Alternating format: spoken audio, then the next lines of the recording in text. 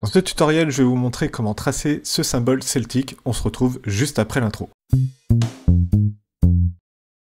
Salut à tous, c'est Laurent et bienvenue dans ce tuto sur Affinity Designer. Aujourd'hui, je vous montre comment tracer ce symbole celtique composé de 3 nœuds qui représente la protection, la sagesse et le lien entre les différentes périodes du temps, c'est-à-dire le passé, le présent et le futur. C'est un symbole de sagesse et de sécurité qui permet de guider les personnes qui le portent dans leur vie. Et on va passer à la première étape qui consiste à préparer le format du document et à y placer les repères nécessaires au tracé du symbole. Ils ont pris notre recette. Pirate!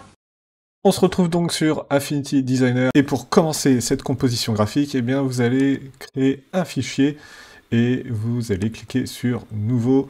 Ici, vous allez rentrer le format suivant, 4000 pixels par 4000 pixels. Vous pouvez rester en 144 ppp, mais si vous souhaitez imprimer votre visuel après, eh bien vous pouvez passer en 300 ppp. Pour les couleurs, les marges et les fonds perdus, on va rester tel quel pour cet exemple. Ensuite, vous cliquez sur Créer. Et maintenant, eh bien, vous allez placer des guides. Pour placer des guides dans Affinity Designer, vous allez dans le menu Affichage. Et ensuite, vous allez cliquer sur Guide. Ici, vous allez cliquer sur le bouton Ajouter un guide horizontal. Et automatiquement, vous allez avoir un guide qui va se mettre au milieu de votre planche, à l'horizontale, et idem si vous faites cette manipulation-là sur les guides verticaux. Ensuite, vous allez ajouter un second guide horizontal, et vous allez lui enlever 120 pixels, donc vous allez faire 2000 moins 120. Automatiquement, vous allez avoir un second guide qui va se placer juste au-dessus du premier guide à l'horizontale. Si vous le souhaitez, vous pouvez changer la couleur de vos guides, ça se passe juste ici, et vous pouvez mettre du rose si vous êtes plus à l'aise avec du rose, par exemple. Et vous allez pouvoir passer à la seconde étape de ce tuto qui consiste à commencer à tracer le symbole. Pour tracer le symbole, vous allez utiliser l'outil ellipse, donc vous cliquez bien sur l'outil ellipse et en maintenant CTRL ou commande sur Mac, vous allez pouvoir tracer votre ellipse à une dimension très précise. Ici, on va partir sur une ellipse qui va faire 800 pixels par 800 pixels. Vous lui enlevez son remplissage et vous pouvez garder la couleur de trait noire et ensuite vous allez mettre une épaisseur de trait à 10 ou 15 points.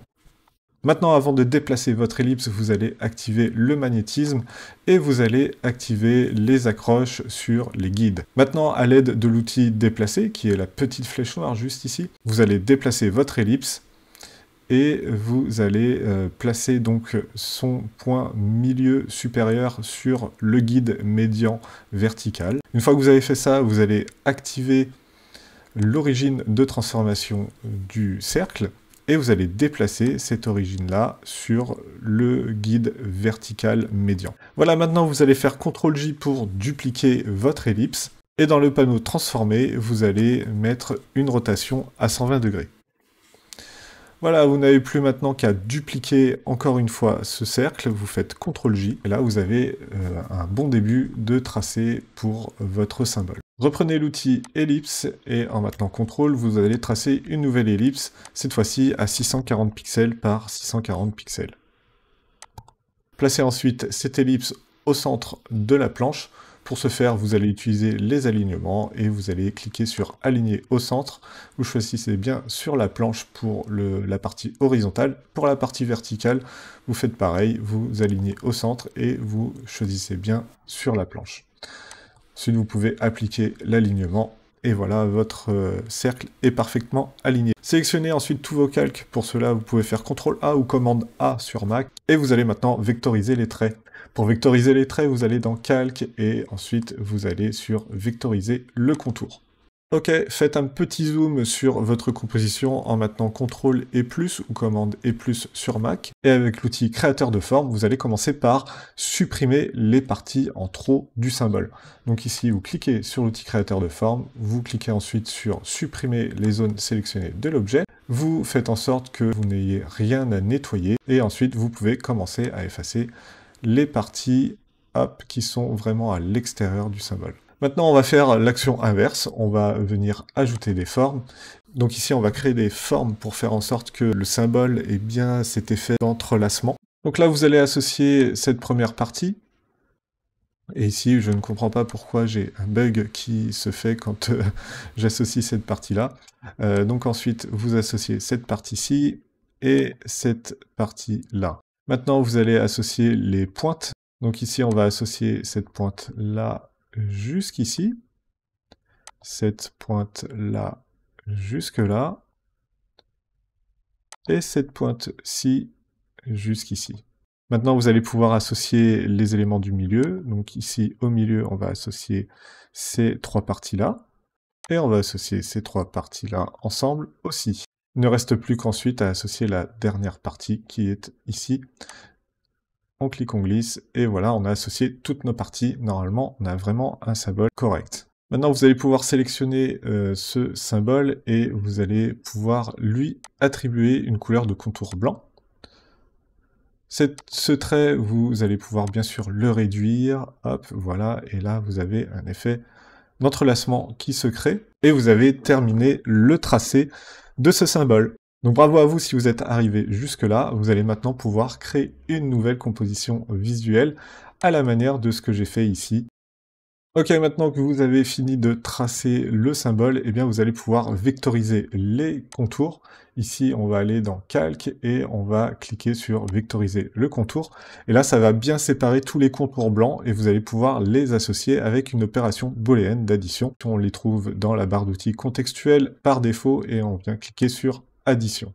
Donc ici, vous avez normalement un calque courbe qui s'est créé, n'hésitez pas à le passer au premier plan, et vous allez le passer en mode d'opacité effacée. Sélectionnez maintenant toutes les courbes et faites CTRL-G pour les regrouper dans un seul et même groupe. Vous pouvez dézoomer en maintenant commande ou CTRL et en utilisant votre roulette de votre souris. En maintenant CTRL, vous allez agrandir le symbole qui prennent un petit peu plus d'importance sur votre composition graphique. Ok, maintenant vous allez pouvoir ajouter un fond. Pour faire cela, on va tout simplement utiliser l'outil rectangle. Vous allez cliquer du bord supérieur gauche jusqu'au bord inférieur droit, et ensuite vous allez le placer en arrière-plan. Maintenant, sélectionnez vos courbes noires dans le groupe et attribuez une couleur à vos courbes. Donc là, pour les besoins de ce tuto et pour vous montrer comment j'ai réalisé ce que je vous ai présenté en tout début de tutoriel, on va passer notre fond en blanc-gris. Vous pouvez utiliser la référence ci-dessous, E4, E4, E4. Et pour accentuer cet effet d'entrelacement, on va créer une ombre. Ici, on va utiliser l'outil rectangle. Et dans l'outil rectangle, on va y mettre un dégradé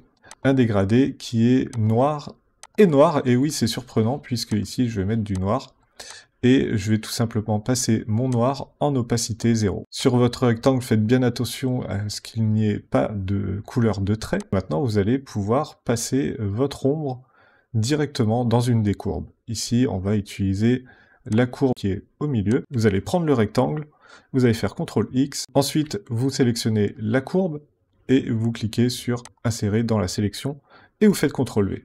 Votre courbe se retrouve alors dans la partie qui nécessite une ombre, et vous pouvez maintenant orienter votre rectangle pour donner cet effet d'ombre. Avec CTRL, vous allez pouvoir copier-glisser cette ombre-là, et vous allez pouvoir réorienter l'ombre à l'opposé, et là ça vous donne un effet de superposition, et vous allez pouvoir faire cette opération-là sur les différentes courbes de votre symbole. Donc ici on va le faire pour la courbe qui est à côté. Vous cliquez sur Insérer dans la sélection, vous faites CTRL-V, et vous déplacez votre rectangle.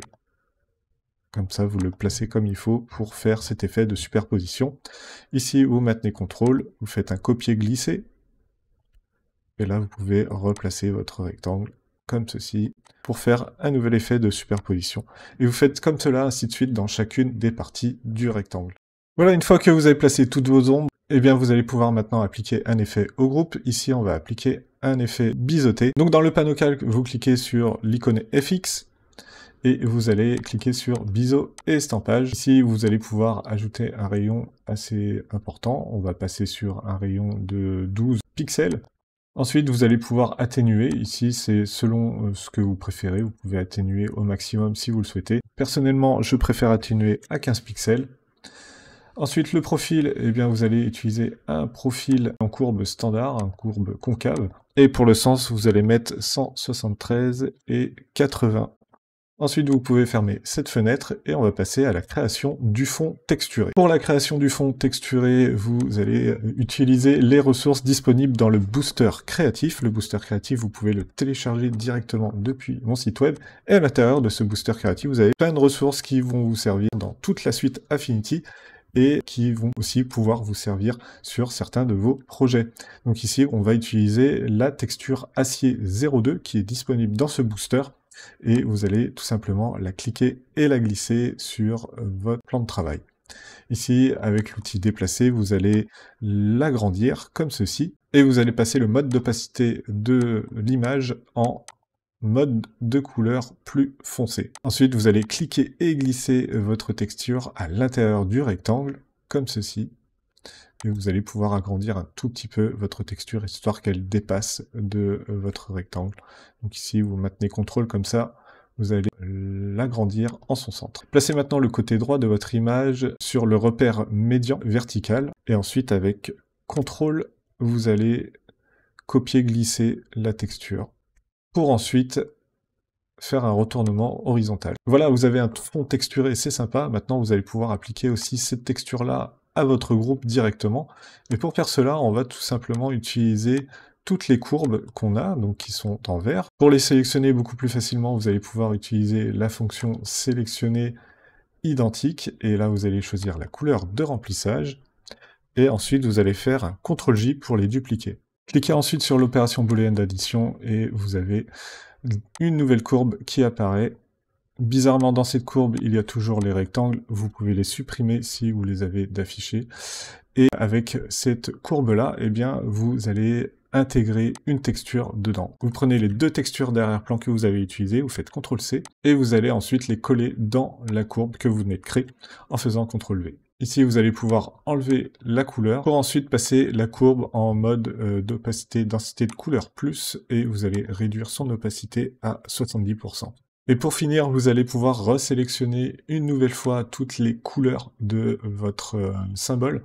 Donc vous allez dans sélectionner identique, couleur de remplissage, et ici vous allez créer une nouvelle palette, une palette de documents, et vous allez ajouter une couleur globale à cette palette de couleurs de documents. Donc vous cliquez sur ajouter une couleur globale.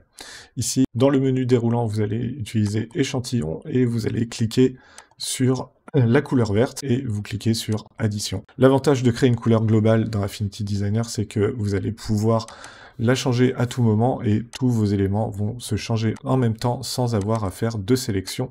Ici, vous voyez, je n'ai pas de sélection de fait, mais tous mes éléments se changent en même temps et ça, c'est plutôt pratique. Voilà, c'en est tout pour ce tutoriel sur Affinity Designer. J'espère que celui-ci vous aura plu. Si c'est le cas, eh bien laissez-moi un petit commentaire, un petit pouce levé en l'air, partagez le tuto à quiconque souhaite se lancer sur Affinity Designer.